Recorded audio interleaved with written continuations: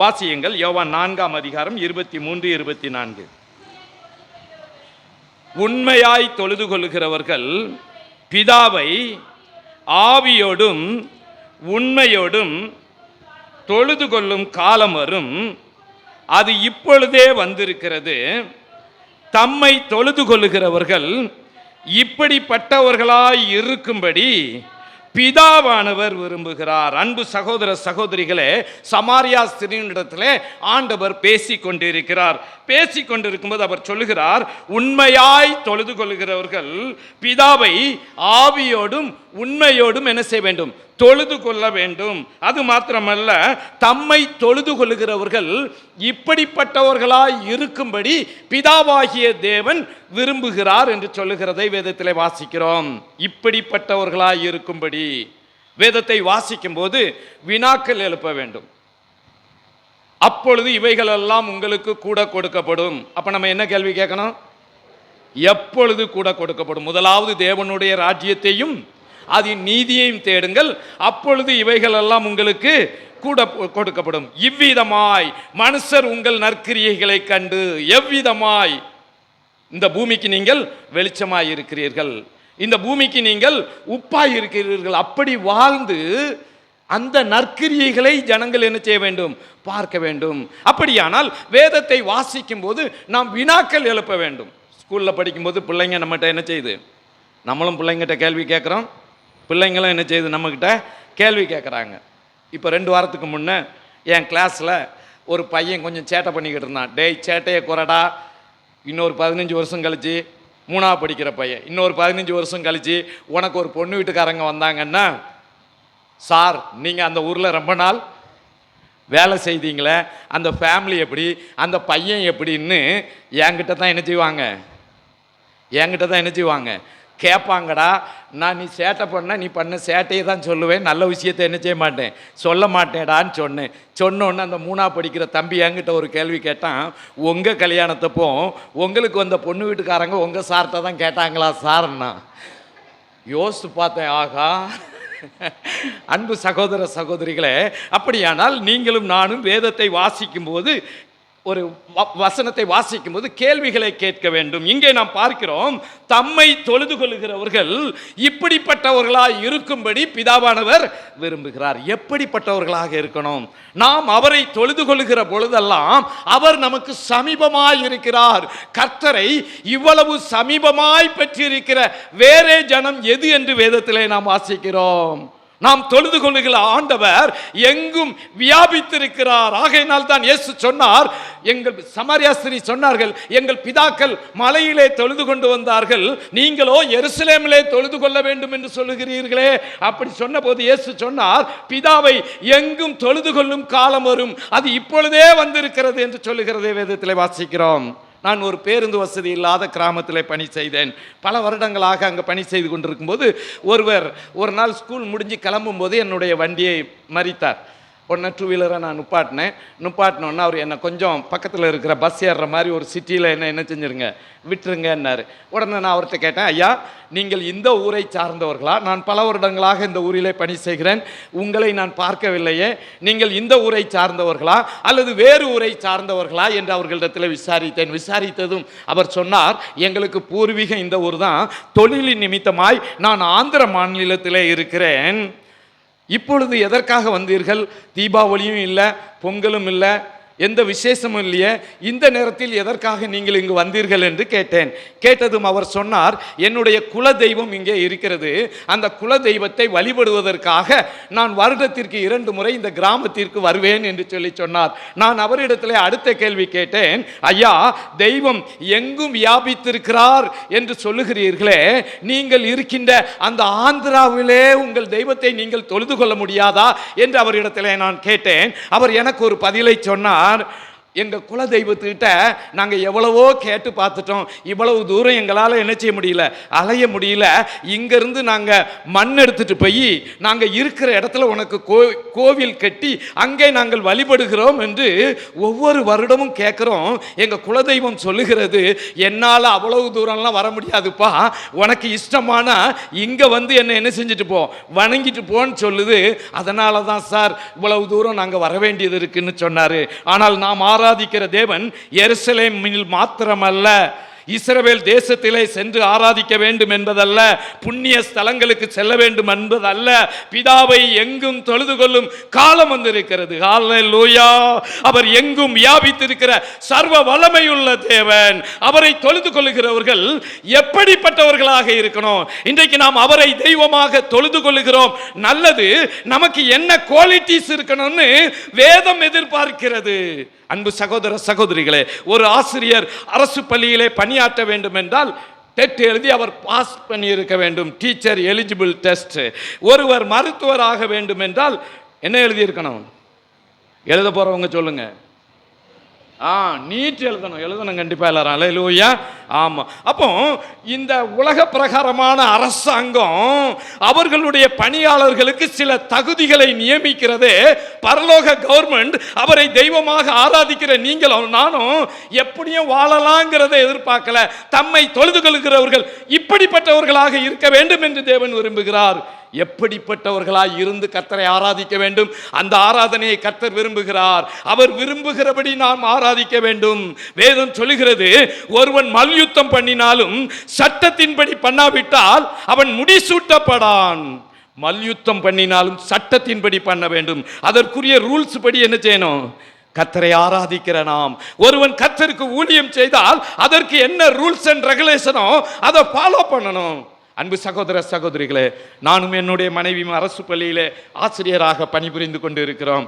ஊழியங்களுக்கு காணிக்கை கலெக்ட் பண்ணுறதுக்காக வருவாங்க ஊழிய ஸ்தாபனத்திலேருந்து. அவங்க என்னுடைய ஊழியத்தை பற்றி அவங்களுக்கு தெரியும். அவங்க ஜெபம் பண்ணும்போது சொல்லுவாங்க, ஒருவன் எனக்கு ஊழியம் செய்தால் பிதாவானவர் அப்படி தான் ஜெபம் பண்ணுவாங்க. ஆனால் அந்த வசனம் அப்படி கிடையாது. ஒருவன் எனக்கு ஊழியம் செய்வானானால் என்னை யோவான் 12ஆம் அதிகாரத்தில் இருக்கு, படிங்களேன். யோவான் 12ஆம் அதிகாரம் 26ஆம் வசனம். ஒருவன் எனக்கு ஊழியம் செய்கிறவனானால் என்னை பின்பற்ற கடவன். நான் எங்கே இருக்கிறேனோ அங்கே என் ஊழியக்காரனும் இருப்பான்.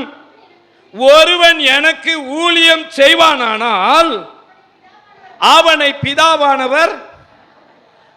வீட்டில் ஜோம் பண்றவங்க எதை சொல்லி ஜோம் பண்ணுவாங்க? ஃபர்ஸ்ட் வரியை படிப்பாங்க, ஃபர்ஸ்ட் வரியை சொல்லுவாங்க. ஒருவன் ஊழியம் செய்வானானால் அடுத்தால கடைசிக்கு வந்துருவாங்க. அவனை பிதாவானவர். இடையில இருக்கிற வசனத்தை என்ன செய்ய மாட்டாங்க. நமக்கு எது சாதகமோ அதை மாத்திரம் எடுத்துக்கிட்டு கிறிஸ்துவை ஆராதிப்பதல்ல. ஆனால் எனக்கு மனசுல ஓடும், ஆண்டவரே உம்முடைய ஊழியத்தை நான் செய்வேன் என்றால் உம்மை நான் என்ன செய்ய வேண்டும்? நான் என்ன செய்யணும்? நான் எங்கே இருக்கிறேனோ அங்கே என் அதிக இருட்டோட இயேசு எங்க இருந்தாரு? தனிமையிலே பிதாவோடு கூட என்ன செய்து கொண்டிருந்தார்? உறவாடி கொண்டிருந்தார். அப்போ கர்த்தருடைய ஊழியத்தை நான் செய்தேனானால் அதற்குரிய ரூல்ஸ் என்ன? எல்லாரும் ஊழியம் செய்யறாங்கிறதல்ல. ஒருவன் எனக்கு ஊழியம் செய்வானானால் அவன் யாரை பின்பற்றணும்? என்ன பிதாவை பின்பற்றணும். என்ன செய்யணும்? பின்பற்றணும். நான் எங்கே இருக்கிறேனோ அங்கே என் ஊழியக்காரனும் இருப்பான். அன்பு சகோதர சகோதரிகளே, நமக்கு சாதகமான வசனத்தை பிடிச்சிக்க கூடாது. வீட்டில் நல்லா போட்டோ போடுவோம். இது உலகத்தின் முடிவு பரியந்தம் சகல நாட்களிலும் நான் உங்களோடு கூட இருக்கிறேன். அதுக்கு முந்தின வசனம் என்ன சொல்லுதுன்னு நம்ம என்ன செய்யறதில்ல, பார்க்கறதில்ல. புறப்பட்டு போங்கள், சகல ஜாதியையும் சீசராக்கி பிதா குமாரன் பரிசுத்த ஆவியின் நாமத்தினாலே அவர்களுக்கு ஞானஸ்நானம் கொடுங்கள். நான் உங்களுக்கு கட்டளையிட்ட யாவையும் அவர்கள் கை கொள்ளும்படி கருத்தாய் அவர்களுக்கு உபதேசம் பண்ணுங்கள். இதோ உலகத்தின் முடிவு பரியந்தம். யாருக்கு சொல்லப்பட்ட வார்த்தை? புறப்பட்டு போறவங்களுக்கு சொல்லப்பட்ட வார்த்தை. ஆனால் நம்ம எங்கேயுமே போகாமல் நோகாமல் நொங்கு தூங்குற ஆட்கள் அந்த வசனத்தை எழுதி வச்சிருப்போம். அல்லேலூயா, அல்லேலூயா. அன்பு சகோதர சகோதரிகளே, யோசித்து பாருங்கள். இன்றைக்கு நீங்களும் நானும் ஆராதிக்கிற தேவன் நம்மிடத்தில் சில குவாலிட்டிஸை எதிர்பார்க்கிறார். தம்மை தொழுது கொள்கிறவர்கள் இப்படிப்பட்டவர்களாக இருக்கணும். இந்த வேத புஸ்தகத்தில் என்ன சொல்லி இருக்கிறோ அதன்படி நாம் அவரை தொழுது கொள்ள வேண்டும். அவர் என்ன நமக்கு இந்த வேத புத்தகத்தில் சொல்லி இருக்கிறாரோ, வேதத்தில் வாசிக்கிறோம். வெளிப்படுத்தல் இந்த நீதிமொழிகள் 30ஆம் அதிகாரத்தில் வாசிக்கிறோம், அவருடைய வசனங்களோடு ஒன்றையும் கூட்டாதே, கூட்டினால் அவர் உன்னை கடிந்து கொள்வார், நீ பொய்யனாவாய். வெளிப்படுத்தல் 22:12 இந்த புஸ்தகத்தில் உள்ள தீர்க்க தரிசன வசனங்களை கேட்கிற யாவருக்கும் நான் சாட்சியாய் எச்சரிக்கிறதாவது, ஒருவன் இவைகளோடே எதையாகிலும் கூட்டினால் இந்த புஸ்தகத்தில் எழுதியிருக்கிற வாதைகளை தேவன் அவன் மேல் என்ன செய்வார்? கூட்டுவார். எப்படி ஆராதிக்கணும்னு வேதத்தில் எழுதப்பட்டு இருக்கிறதோ அப்படித்தான் நம்ம என்ன செய்யணும்? ஆராதிக்க வேண்டும். அன்பு சகோதர சகோதரிகளே, ஆராதிக்கிறவர்களுக்கு என்ன தகுதி வேணும்? ஆவியோடும் உண்மையோடும் அவரை என்ன செய்யணும்? தொழுது கொள்ள வேண்டும். ஆவியானவருடைய துணையோடு நாம் ஆண்டவரை என்ன செய்யணும்? ஃபாதர் பெர்க்மன்ஸ் பாடுறாங்க, ஆவியில் நிறைந்து சத்தியம் பேசும் சபைகள் பெருகணுமே. ஆவியில் நிறைந்து சத்தியம் பேசும் சபைகள் பெருகணுமே. அன்பு சகோதர சகோதரிகளே, பாடுவதற்கும் ஆவியானவருடைய துணை தேவை. பவுல் சொல்லுகிறார் 1 கொரிந்தியர் 14:15 இப்படி இருக்க நான் செய்ய வேண்டியது என்ன? ஆவியோடும் விண்ணப்பம் பண்ணுவேன், கருத்தோடும் விண்ணப்பம் பண்ணுவேன், ஆவியோடும் பாடுவேன். அப்ப ஜெபம் பண்றதுக்கும் ஆவியானவர் தேவை. நாம் ஏற்றபடி வேண்டிக் கொள்ள அறியாது இருக்கிறபடியால் ஆவியானவர் தாமே வாக்கு கடங்காத பெருமூச்சுகளோடு நமக்காக என்ன செய்கிறாரு? பாடுவதற்கும் ஆவியானவருடைய துணை தேவை. வேதம் சொல்லுகிறது, துன்மார்க்கத்திற்கு ஏதுவான மதுபான வெறி கொள்ளாமல் ஆவியில் நிறைந்து சங்கீதங்களினாலும் கீர்த்தனைகளினாலும் ஞான பாட்டுகளினாலும் கர்த்தரை பக்தியுடன் உங்கள் இருதயத்தில் பாடி ஒருவருக்கொருவர் புத்தி சொல்லுங்கள் என்று வேதம் சொல்லுகிறது. அப்போ கர்த்தரை பாடுவதற்கும் யார் தேவை? ஜெபிப்பதற்கு ஆவியானவருடைய துணை தேவை, பிரசங்கிப்பதற்கு ஆவியானவருடைய துணை தேவை. 1 கொரிந்தியர் 12:3 பரிசுத்த ஆவியினாலே அன்றி இயேசுவை கர்த்தர் என்று ஒருவரும் சொல்லக்கூடாது என்று உங்களுக்கு தெரிவிக்கிறேன். பரிசுத்த ஆவியினால் அன்றி இயேசுவை கர்த்தர் என்று ஒருவனும் என்ன செய்யக்கூடாது? சொல்லக்கூடாது. அப்போ ஆவியில் நிறைந்து பிரசங்கணும். பவுல் சொல்றார், என்னுடைய பிரசங்கம் மனுஷ ஞானத்திற்குரிய நயவசனம் உள்ளதாய் இராமல் ஆவியினாலும் பலத்தினாலும் உறுதிப்படுத்தப்பட்டதாய் இருந்தது என்று சொல்லுகிறார். என்னுடைய பிரசங்கம் மனுஷ ஞானத்திற்குரிய நயவசனம் உள்ளதாயிராமல் ஆவியினால உறுதிப்படுத்தப்பட்டதாய் இருந்தது. அன்பு சகோதர சகோதரிகளே, யோசித்து பாருங்கள். வேதத்தில் நாம் வாசிக்கிறோம், சிமியோன் என்ற தேவ மனிதன் தேவ ஆவியானவரின் ஏவுதலினாலே பாலகன் இயேசுவை ஆசீர்வதிக்க சரியா குழந்தையை எடுத்துட்டு சர்ச்சைக்கு வரும்போது சிமியோன் தேவ ஆவியின் ஏவுதலால எங்க வந்துட்டாரு? ஆலயத்துக்கு என்ன செஞ்சிட்டாரு? வந்துட்டாரு. சகரியா பரிசுத்த ஆவியினால் நிறைந்து யோவான் ஸ்நானன் குறித்து தீர்க்க தரிசனம் சொல்றாரு. இன்றைக்கு நீங்களும் நானும் ஆவியானவரின் அபிஷேகத்தை பெற்றுக் கொள்ள வேண்டும்.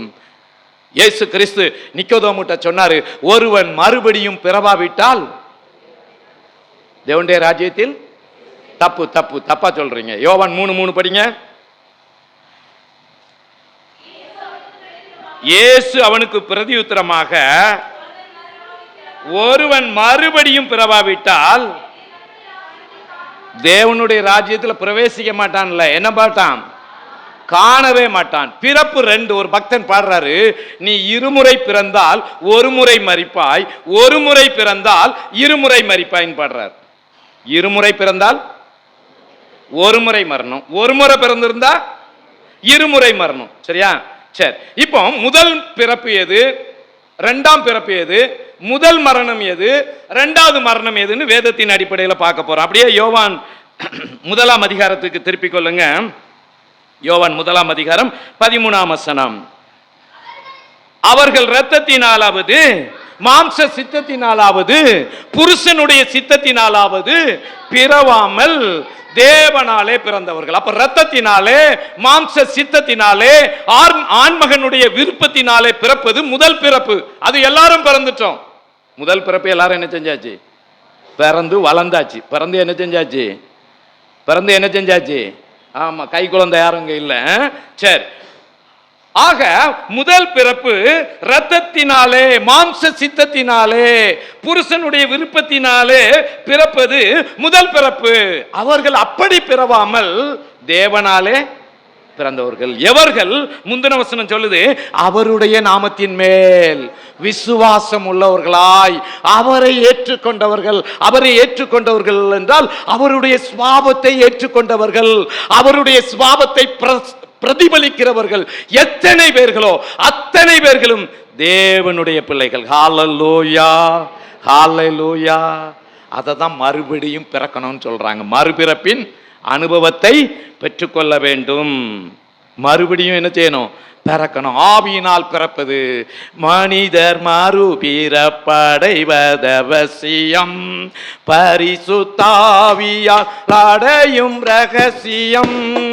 மனிதர் மறுபிறப்படைவதவசியம், பரிசுத்தாவியால் அடையும் ரகசியம். மறையும் முன்னே மகிபனை தேடு, இறைவனோடு பரலோகம் சேர்வாய். இயேசுதானே அதிசய தெய்வம், என்றும் ஜீவிக்கிறார் நம் தெய்வம். ஹல்லேலூயா. மனிதர் மறுபிறப்படைவது அவசியம். born again Christian, don't be a name Christian. பெயர் கிறிஸ்தவர்களாக வாழ்ந்தது போதும், மறுபிறப்பின் அனுபவத்தை பெற்ற கிறிஸ்தவர்களாக இருக்கணும். அன்பு சகோதர சகோதரிகளே, நம்முடைய திருமண்டலத்தில் நவம்பர் மாதம் ஒரு திருநாள் வரும். 2ஆம் தேதி. என்ன திருநாள்? கல்லறை திருநாள். பரிசுத்த சகல ஆத்துமாக்களின் திருநாள் அப்படிலாம் சொல்லுவாங்க. கல்லறை திருநாள். இந்த கல்லறை திருநாள் முடிந்தது. பெங்களூரில் ஒரு பிரபலமான கத்தோலிக்க சபைக்கு சேர்ந்த ஒரு கல்லறை தோட்டம். அந்த கல்லறை தோட்டத்தில் வாட்ச்மேனாக ஒருத்தர் பணிபுரிகிறார். அவர் அடுத்த நாள் கொடுக்கிற ஸ்டேட்மெண்ட், இன்னைக்கு மட்டும் கல்லறை தோட்டத்தில் 8500க்கும் மேற்பட்ட பாட்டில் பறக்கிருக்கிறேங்கிறார். 8500க்கு மேலே என்ன பறக்கிருக்கேன்? அவன் ஐடி ஃபீல்டில் லட்சக்கணக்கில் சம்பளம் வாங்குறான். எங்கள் தாத்தா உயிரோடு இருக்கும்போது இந்த பிராண்டு தான் குடிப்பார், எங்கள் அப்பா உயிரோடு இருக்கும்போது இந்த பிராண்டு தான் என்ன செய்வார் கொடுப்பார், எங்கள் மாமனார் உயிரோடு இருக்கும்போது இந்த பிராண்டு தான் குடிப்பாருன்னு சொல்லி ஃபெனலோட வந்து கல்லறையை ஓட்ட போட்டு ஊத்துறானா. அல்லேலூயா. இவங்கெல்லாம் என்ன கிறிஸ்டியன்? என்ன கிறிஸ்டியன்? மறுபிறப்பின் அனுபவத்தை பெறாத கிறிஸ்தவர்கள். அன்பு சகோதர சகோதரிகளே, பெயர் கிறிஸ்தவர்கள். சர்ச்சில் சந்தா கட்டினா சர்ச்சில் உங்க பேர் இருக்கும். ஜீவ புஸ்தகத்தில் என்ன இருக்கணும்? ஜீவ புஸ்தகத்தில் யார் பேர் இருக்கும்? மறுபிறப்பின் அனுபவத்தை பெற்றுக்கொண்டவர்களுடைய பேர் என்ன செய்யும்? இருக்கும். ரட்சிக்கப்படுகிறவர்களை கர்த்தர் அனுதினமும் சபையிலே சேர்த்து கொண்டு வந்தார். ரட்சிக்கப்படாதவங்களுக்கு சபைக்குள்ள இடமே கிடையாது. ரட்சிக்கப்படுகிறவர்கள் கூடி ஆராதிக்கின்ற இடம்தான் சபை. அன்பு சகோதர சகோதரிகளே, மறுபிறப்பின் அனுபவத்தை பெற்று இருக்கிறோமா? Do you save? ரட்சிக்கப்பட்டிருக்கிறீர்களா?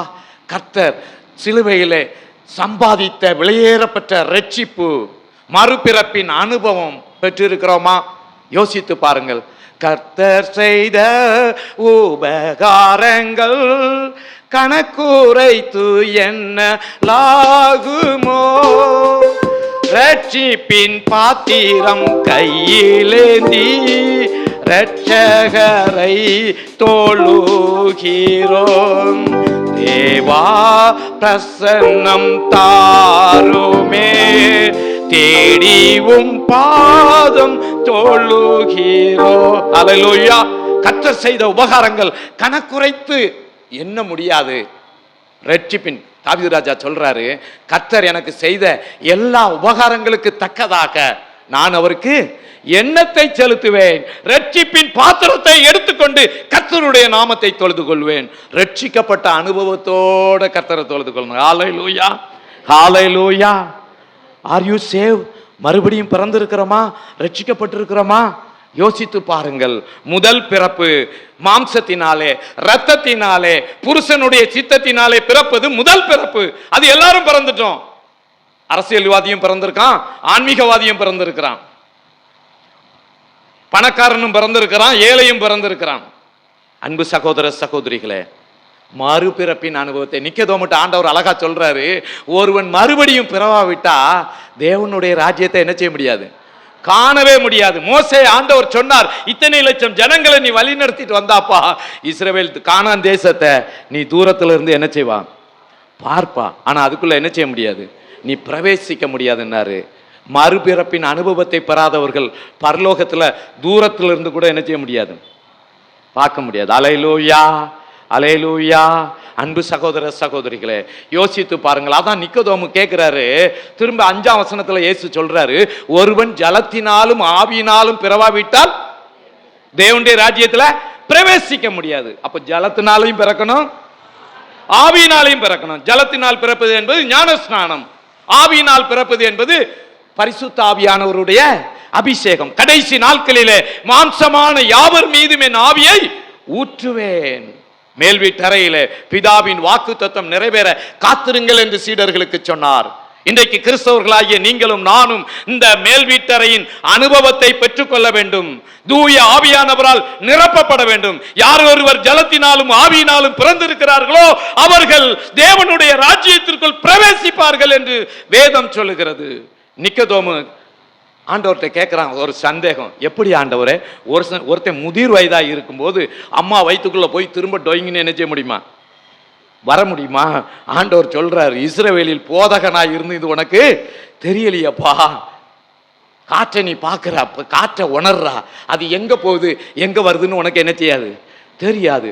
மறுபிறப்பின் அனுபவத்தை பெற்றவனு அப்படியே என்ன செய்கிறான் இருக்கிறான். அவனுடைய சுபாவம் எப்படி மாறிச்சுன்னு யாருக்கும் என்ன செய்யாது, தெரியாது. எங்க வீட்டுக்காரர் மிந்தி கோபப்படுவாருங்க, இப்போ கோபப்படுறதே இல்லை. அவருடைய சுபாவமே என்ன செஞ்சிட்டு மாறிட்டு. என்னுடைய மனைவி மிந்தி எடுத்ததுக்கும் கோபப்படுவா, எரிச்சல் படுவா, இப்போ அவளுடைய சுபாவமே என்ன செஞ்சிருச்சு, மாறிடுச்சு. எப்படி மாறிச்சுன்னே என்ன செய்யல, தெரியல. ஒரு அக்கா, நான் வாலிபனாக இருக்கும்போது ஒரு சிறுவர் ஊழியத்தில் மிஷினரியாக இருந்தேன். அந்த அக்கா நல்ல வசதி, அவங்களுக்கு சொந்தமாக பெட்ரோல் பங்க் இருந்தது, அது மாத்திரமல்ல ஜவுளி கடை இருந்தது, ஹீரோ ஹோண்டா ஷோரூம் இருந்தது, அவ்வளவு பெரிய வசதி. அவங்க வீட்டில் 10வது படிக்கிற ஒரு மகனை குறித்து ஒரு சாட்சி சொன்னாங்க. அகஸ்டின், அவன் மிந்திலாம் குழம்பு சரியில்லைன்னா அப்படியே டைனிங் டேபிளில் தட்டை என்ன செஞ்சிருவான், தலைகீழ கவுத்திடுவான். அல்லது இதில் என்ன உப்பு இருக்கா, உரப்பு இருக்கா, என்ன டேஸ்ட் இருக்குது, இதை சோறுன்னு வச்சிருக்கீங்கன்னு சொல்லி அப்படியே பிளேட்டை கிச்சனுக்கு விசிறுவான். எங்கள் வீட்டில் வேலை செய்கிற பொண்ணு தான் பாவம், அவ்வளோத்தையும் தொடச்சி என்ன செய்யணும், எடுக்கணும். ஒரு நாள் ஒரு சிறுவர் முகாமுக்கு அனுப்பின அகஸ்டின் அந்த சிறுவர் முகாமில் தன்னுடைய பாவத்தை அறிக்கை செய்து அவன் இந்த மறுபிறப்பின் ரட்சிப்பின் அனுபவத்தை பெற்றுக்கொண்டான். இன்னைக்கு குழம்பு எப்படி இருந்தாலும் கையை வச்சு என்ன செய்கிறான், ஸ்தோத்திரம் பண்றான். இந்த உணவை கொடுத்ததற்காக நன்றி, உணவு இல்லாதவங்களுக்கு இந்த உணவு கிடைக்கணும்னு சொல்லி சாப்பாட்டு மேல கையை வச்சு என்ன செய்யறான், ஜெபம் பண்றான். எப்படி இருந்த என்னுடைய பையனுடைய சுபாவம் எப்படி இப்படி மாறிச்சுன்னே எனக்கு என்ன செய்யல, தெரியல. இதுதான் ரட்சிப்பின் அனுபவம், ஆவியானவருடைய சுபாவம். இயேசு சொன்னார், மாம்சத்தினால் பிறப்பது மாம்சமாயிருக்கும், ஆவியினால் பிறப்பது ஆவியாயிருக்கும். புது மொழிபெயர்ப்புல நீங்க படிச்சீங்கன்னா அங்கே சொல்லப்பட்டு இருக்கிறது, மாம்சத்தினால் மனிதரால் பிறப்பவர், மாம்சத்தினால் என்பதை அவர்கள் மனிதரால் பிறப்பவர், மனித இயல்பை உடையவர்.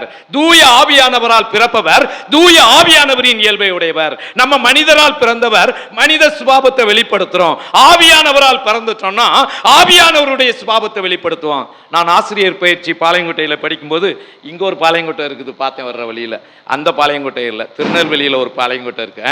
சரி, அங்க நான் படிக்கும்போது எங்க அப்பா சொல்லுவாங்க, டேய் பாளையங்கோட்டையில் என் கிளாஸ்மேட் ஒரு பையன் இருக்காடா, வக்கீல் தொழில் செய்கிறான்டா, அட்வொகேட்டாக இருக்கிறாடா, இந்த சனி ஞாயிறு வீக்கெண்ட் விடும்போது அவன் வீட்டுக்கு நீ போடா, அவனும் நானும் நகமும் சதையும் மாறிடா, நம்ம வீட்டிலே தான் கிடப்பான், எங்க அம்மா கிட்ட தான் அவன் சாப்பிடுவான், அவன் வீட்டுக்கு கூட ரேராக தான் போவான்டா, அவ்வளவு ஒரு நெருக்கம்டா, என் ஃப்ரெண்டை போய் பாருடான்னாங்க. சரின்னு சொல்லி எங்கள் அப்பாவுடைய நண்பர் வீட்டுக்கு போனேன். ஏன்னா பைபிளில் இருக்குது, உன் தகப்பனுடைய சிநேகிதரையும் என்ன செஞ்சிடாத என்ன செஞ்சிடாத, விட்டுறாதன்னு இருக்குத. சரி போகலான்னு சொல்லி போனேன். போன உடனே அகஸ்டின் அப்படின்னு சொன்னேன். கதவை தட்டினேன், திறந்தாரு. யாருப்பா நீன்னு கேட்டாரு. தாவீது வாத்தியார் பையன் அகஸ்டின்னு. ஏய் தாவீது பையனா, வாப்பா வாப்பான்னு சிரித்த முகத்தோடு என்னை உள்ள கூட்டு போனாரு. நானும் சிரிச்சேன். சிரிச்ச உடனே அவர் சொன்னாரு, ஏய் உங்க அப்பை சிரிச்ச மாதிரி அப்படியே என்ன செய்யறா, சிரிக்கிறாடான்னாரு. ரைட்டு, உட்கார் தம்பின்னாரு. உட்கார்ந்தேன். ஏய் உங்க அப்பா எப்படி உட்காருவானோ அப்படியே என்ன செய்யறா, உட்கார்றான்னாரு.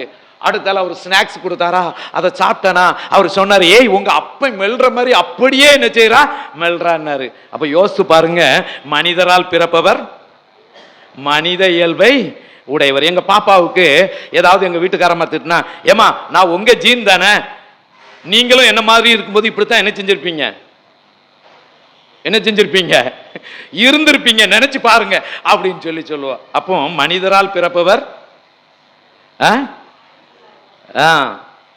பையன் சேட்டை பண்ணான்னா சொல்லுவீங்க அப்பனுக்கு பிள்ளை. பையன் நல்ல விஷயம் பண்ணிட்டா தாயை போல, தாயை போல பிள்ளை நூலை போல சேலை. சரி, அப்ப மனிதரால் பிறப்பவர் மனித இயல்பை உடையவர். தூய ஆவியானவரால் பிறப்பவர் தூய ஆவியானவருடைய இயல்பை அப்ப ஆவியானவருடைய இயல்பு என்ன?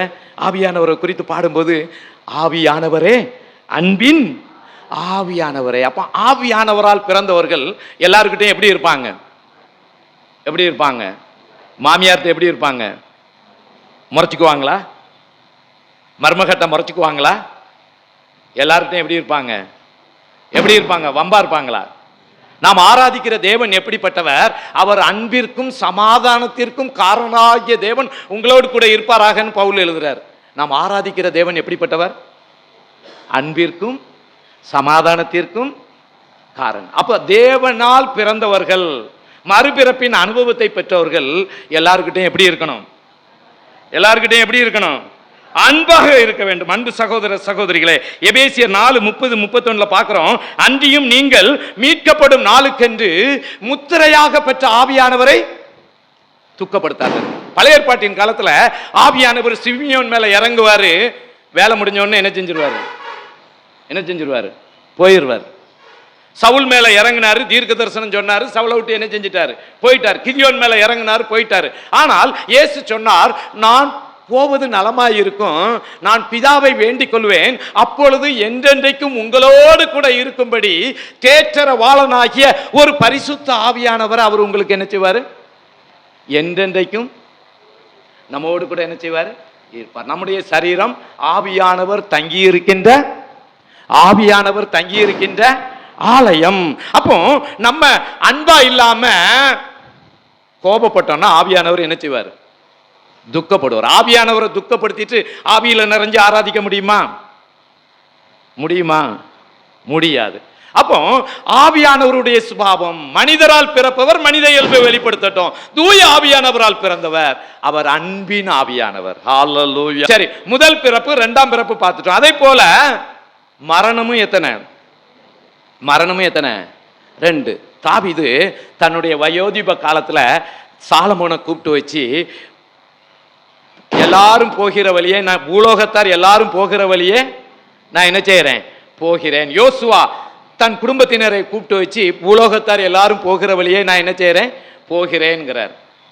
அது முதல் மரணம்.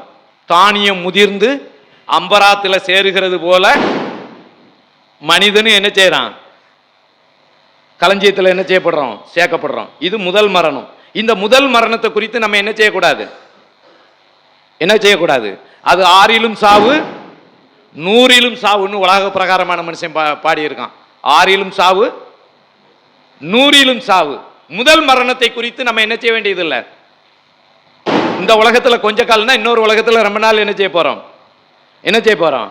பில்லி கிரஹாம் தன்னுடைய வாழ்க்கையை முடித்து மரிப்பதற்கு முன்பதாக குடும்பத்தினரோடு பேசி கொண்டிருக்கிறாங்க. இன்னும் கொஞ்ச நேரத்தில் அவர் மரிக்க போறாரு. குடும்பத்தின் பிள்ளைகள் எல்லாம் கண்ணீர் வடிக்கிறாங்க. பில்லி கிரஹாம் அவர்களை அழைத்து சொன்னார், ஏன் கண்ணீர் சிந்துகிறீர்கள்? இவ்வளவு நாள் நான் ஆண்டவருக்காக உழைத்ததற்கு ஆண்டவர் எனக்கு இன்னைக்கு முடிசூட்டு விழா வச்சிருக்கிறார், பதவியேற்பு விழா எனக்கு என்ன செஞ்சிருக்காரு, வச்சிருக்கிறாரு. அதுல கலந்து கொள்ள போறேன், எதுக்கு துக்கப்படுறீங்கன்னு சிரித்த முகத்தோட சொன்னாராம். இந்த மரணம் எனக்கு முடிவல்ல, ஒன்லி அட்ரஸ் சேஞ்ச் தான் அப்படின்னாராம். Only address change. இவ்வளவு நாள் வத்தலக்குண்டில் இருந்தீங்க, இப்போ எங்க போறீங்க, எங்க இருக்க போறீங்க? அட்ரஸ் சேஞ்ச் ஆயிட்டுன்னு வருத்தப்படுவாங்களா? நான் படிக்கும்போது என்னுடைய அட்ரஸ் தூத்துக்குடி மாவட்டத்தில் இருந்தது. கரூரில் வேலை பார்த்துக்கிட்டு இருக்கேன். ஐயோ என் அட்ரஸ் மாறி போச்சே, ரேஷன் கார்டில் மாறி போச்சே, ஆதாரில் மாறி போச்சேன்னு நான் அழுதுகிட்டு இருக்கவா? என்ன நினைப்பீங்க? இப்படி பைத்தியம் எங்கேயுமே. மரித்தவர்களை குறித்து மற்றவர்கள் துக்கப்பட்டு அழுது அறிவில்லாது இருக்கிறது போல நீங்கள் அறிவில்லாது இருக்க எனக்கு என்ன இல்லை, மனசு இல்லை. கடைசிய காலம் துணிக்கும் போது கிறிஸ்துவுக்குள் மரித்தவர்கள் முதலாவது என்ன செஞ்சிருப்பாங்க? கிறிஸ்துவுக்குள் மரித்தவர்கள், கிறிஸ்தவர்களாய் மரித்தவர்கள் எழுந்திருப்பார்கள் அல்ல. நம்ம தான் யாரு செத்தாலும் கல்வெட்டுல என்ன எழுதிடுவோம்? கர்த்தருக்குள் நித்திரை அடைந்தார். ஒருவன் கிறிஸ்துவுக்குள் இருந்தால் புது சிருஷ்டியா இருக்கிறான், பழையவைகள் ஒளிந்து போயின, எல்லாம் புதிதாயின. யோசித்து பாருங்க. இன்றைக்கு நம்முடைய வாழ்க்கையில முதல் மரணத்தை குறித்து என்ன செய்யக்கூடாது? பயப்படக்கூடாது. இரண்டாவது மரணம் என்று ஒன்றை வேதம் சொல்லுகிறது. வெளிப்படுத்தின விசேஷம் 21 அதிகாரத்தை திருப்பிக் கொள்ளுங்கள். வெளிப்படுத்தின விசேஷம் 21:8.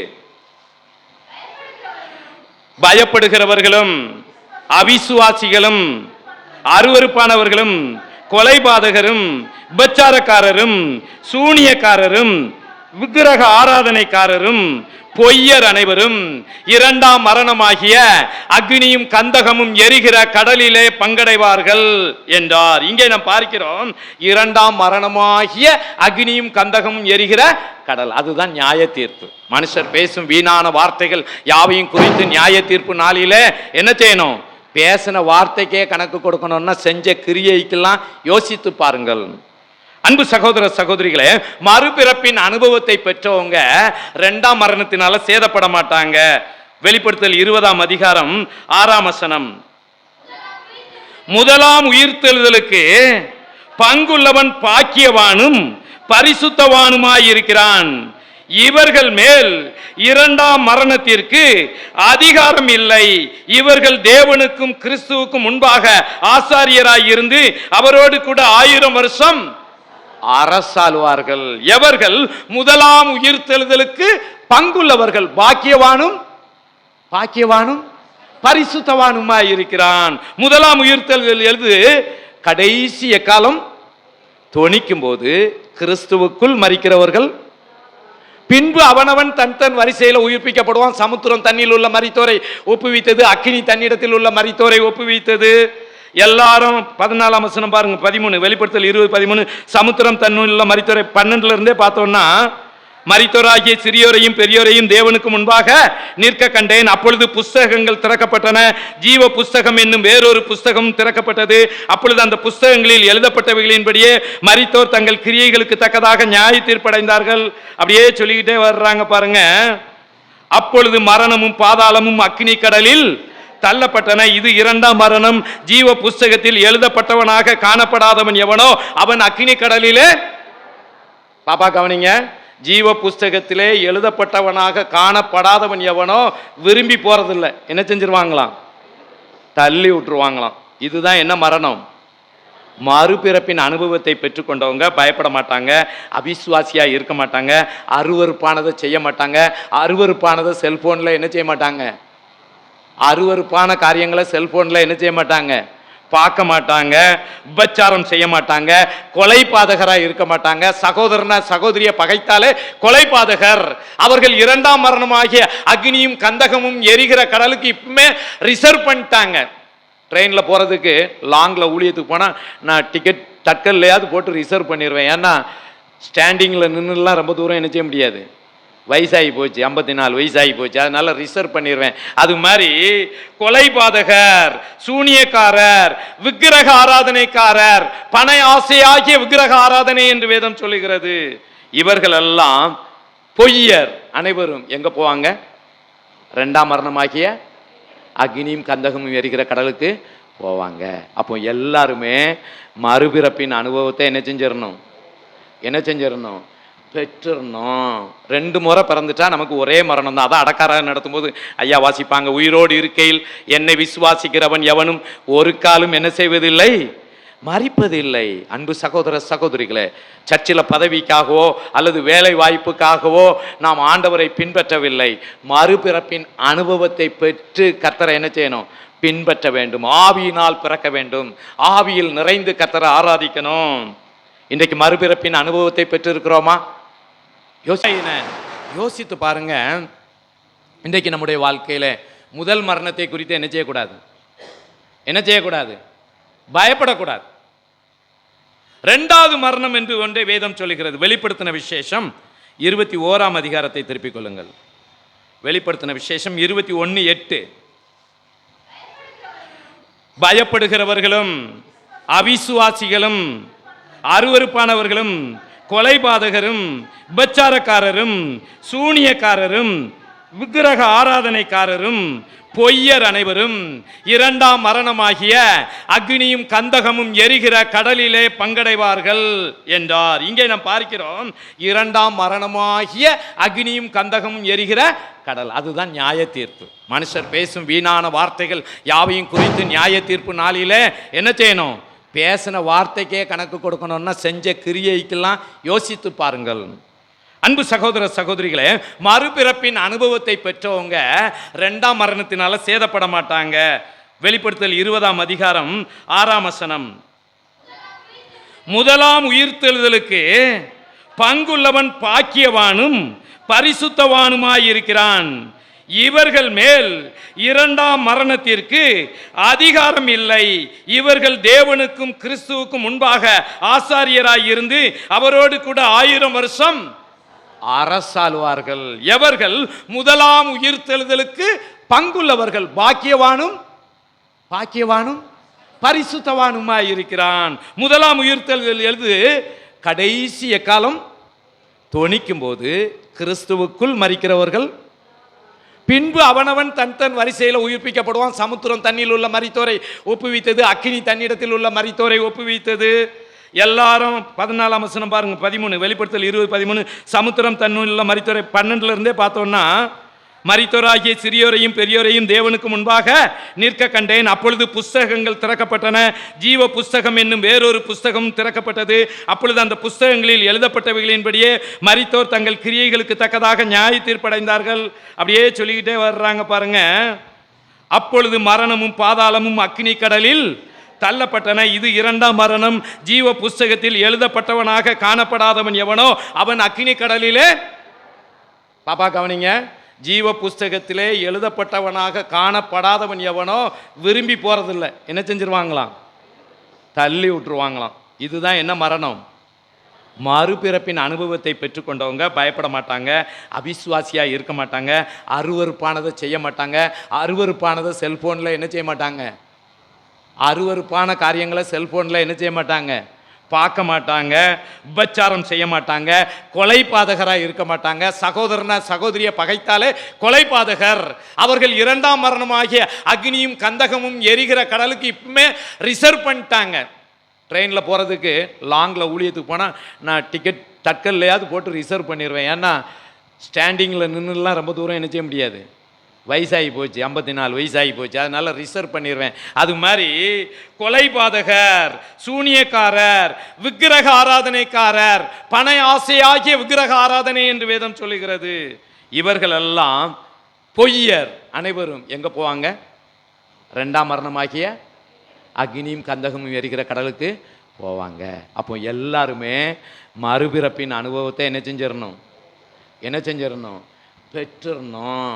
2 முறை பிறந்துட்டா நமக்கு ஒரே மரணம் தான். அதான் அடக்காரன் நடத்தும்போது ஐயா வாசிப்பாங்க, உயிரோடு இருக்கையில் என்னை விசுவாசிக்கிறவன் எவனும் ஒரு காலும் என்ன செய்வதில்லை, மரிப்பதில்லை. அன்பு சகோதர சகோதரிகளே, சர்ச்சில் பதவிக்காகவோ அல்லது வேலை வாய்ப்புக்காகவோ நாம் ஆண்டவரை பின்பற்றவில்லை.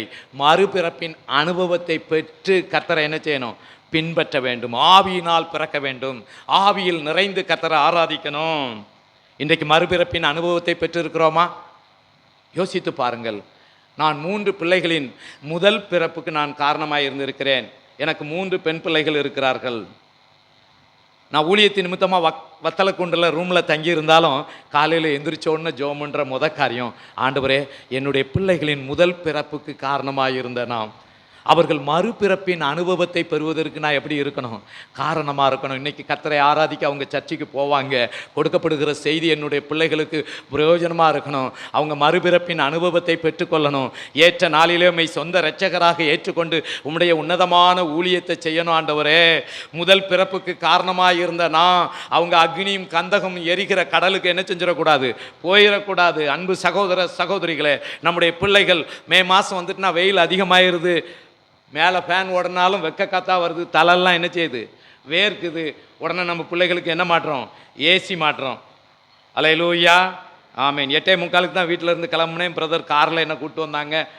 காருக்குள்ளே ஏறி உட்கார்ந்த உடனே ஜில்லுன்னு இருக்குது. ஏன் ஊழியக்காரரை எதில் கூப்பிட்டு போனோம்,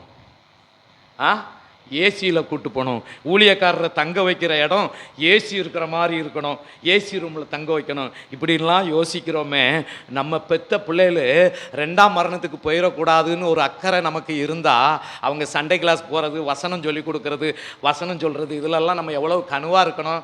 ஆதி பெற்றோர்கள் முன்னோர்கள்லாம் வசனம் சொல்லாமல், சங்கீதம் படிக்காமல், சாப்பாடு கொடுக்காம என்ன செஞ்சு சாப்பாடு கொடுக்காம அவங்கள கண்டித்து வளர்த்ததுனால இன்றைக்கி நிறைய பேர் ஊழியக்காரங்களாக என்ன செய்கிறாங்க. நம்ம என் பிள்ளை பசி தாங்க மாட்டேக்கான்னு என்ன செய்கிறோம், ஊட்டி விடுறோம். அல்லேலூயா, நான் தப்புன்னு சொல்லலை.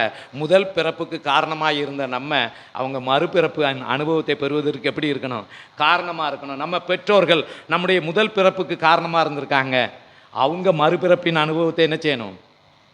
அல்லேலூயா, அல்லேலூயா.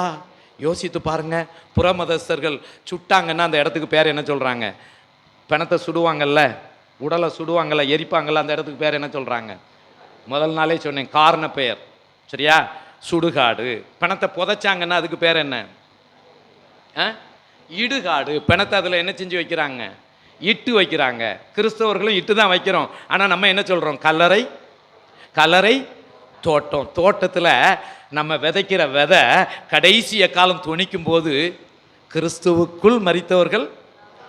ஹல்லேலூயா, ஹல்லேலூயா.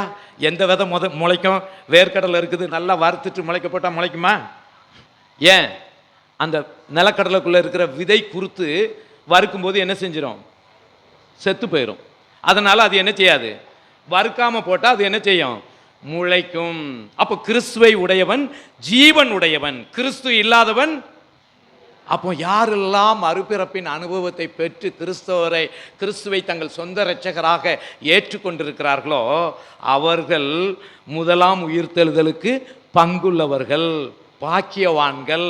2ஆம் மரணம் அவங்கள என்ன செய்யாது, அவங்கள என்ன செய்யாது, 2ஆம் மரணத்திற்கு அவர்கள் மேல் அதிகாரம் இல்லை, அவர்களை சேதப்படுத்தாது.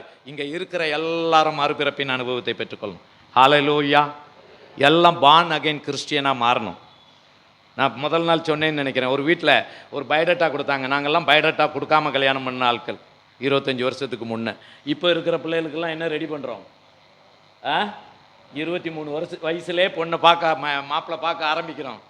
ஒவ்வொரு பயோடேட்டாவாக கழித்து, ஒவ்வொரு பயோடேட்டாவாக 27 வயசுலேயும் இன்னும் அமையாமல் இருக்கிற ஆட்கள்லாம் இருக்குது. கேட்டால் அவங்க 1 டிகிரி தான் படிச்சிருக்காங்க. என் பிள்ளை எத்தனை டிகிரி படிச்சிருக்கு? அதனால் அந்த மாப்பிள்ளை அது 2 டிகிரி படிச்சுட்டு வீட்டில் சும்மா இருக்குது. இவன் பாலிடெக்னிக் படிச்சுட்டு 80,000 ரூபா சம்பளம் வாங்குறான். ஒரு ஆளுக்கு அனுப்பியிருக்கேன், இது பாலிடெக்னிக் தான் படிச்சிருக்காப்புல. பிஇ முடிச்சிருந்தா பரவாயில்ல. அந்த பொண்ணுக்கு இப்போ 29 வயசு ஆகி போச்சு. 4 வருஷமாக நான் மாப்பிள்ளை பார்த்துக்கிட்டு இருக்கேன். இன்னும் என்ன செய்ய முடியல, இன்னும் என்ன செய்யலை, அமைஞ்ச பாடல. ஏதாவது ஒரு கதையை சொல்லி என்ன செஞ்சிருந்தாங்க, கழிச்சு விட்டுருந்தாங்க. அன்பு சகோதர சகோதரிகளை, நம்ம பயோடேட்டாவில் முதல்ல என்ன இருக்கணும், பார்ன் அகைன் கிறிஸ்டியன். நம்ம பிள்ளைக்கு என்ன அனுபவம் இருக்கணும், மறுபிறப்பின் அனுபவம் என்ன செய்யணும், இருக்கணும். நம்ம பிள்ளைக்கு வரப்போகிற மாப்பிள்ளைக்கு என்ன இருக்கணும், மறுபிறப்பின் அனுபவம் என்ன செய்யணும், இருக்கணும். கலருக்கோ அல்லது வெயிட்டுக்கோ என்ன கொடுக்கக்கூடாது. அல்லேலூயா. ஆமாம், அப்பா அம்மா பேக்ரவுண்டு எப்படி இருக்குது? இப்போ கேட்குற கேள்வி என்னது? ஆமாம், ஒரு பையன் 1.5 லட்ச ரூபா சம்பளம் வாங்குற ஒருத்தருக்கு அனுப்பியிருக்கேன். அகஸ்டின் அப்பா அம்மா ஏர்னிங் மெம்பராக இல்லையே, என் மகளோட தானே அவங்க ஒட்டிக்கிட்டு இருப்பாங்க போல். உங்களுக்கு வர்ற மர்மம் அப்படின்னு நினைச்சா? அன்பு சகோதர சகோதரிகளை யோசித்து பாருங்கள்.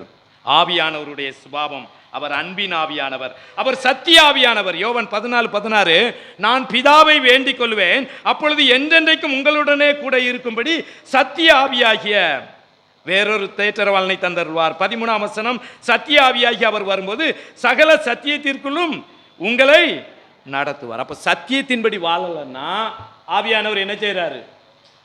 ஆவியானவர் என்ன செய்யறாரு? துக்கப்படுறாரு. ஆவியில நிறைஞ்சு நம்ம ஜெபம் பண்ணலாம், ஆவியில நிறைஞ்சு ஆராதிக்கலாம், ஆனா சத்தியத்தின்படி வாழுகிறோமா? தம்மை தொழுது கொள்கிறவர்கள் இப்படிப்பட்டவங்களா இருக்கணும். தொழுகைக்கு இம்பார்ட்டன்ஸ் அல்ல, தொழுது கொள்கிற ஆளு முக்கியம். அல்லேலூயா, அல்லேலூயா. காணிக்க பெருசு இல்ல. ஆபேலையும் அவன் காணிக்கையும் கர்த்தர் என்ன செஞ்சாரு? அங்கீகரிச்சார். காயினையும் அவர் காணிக்கை என்ன செய்யல. அப்போ ஆளு சரியில்லைன்னா காணிக்கையும் வேண்டாம். அப்ப அவரை தொழுது கொள்கிறவர்கள் சகலவிதமான சத்தியத்தோடு நாம் நடந்து கொள்ள வேண்டும். மாம்சத்தின்படி நாம் வாழக்கூடாது. சத்திய ஆவியானவர் வரும்போது யோவான் 16:8 அவர் வந்து பாவத்தை குறித்தும் நீதியை குறித்து நியாய தீர்ப்பை குறித்து உலகத்தை கண்டித்து உணர்த்துவார். தூய ஆவியானவர் அவருடைய சுபாவம் என்ன? தப்பு செஞ்சா நம்மளை என்ன செய்வார்? உணர்த்துவார். என்ன செஞ்சிடணும்? உணர்வடைந்து விட வேண்டும். சகல சத்தியத்திற்குள்ளே நடக்க வேண்டும். அன்பு சகோதர சகோதரிகளே, நேரம் 1 மணி நேரம் போயிட்டு எப்படி போச்சுன்னு எனக்கே தெரியும். அல்லேலூயா.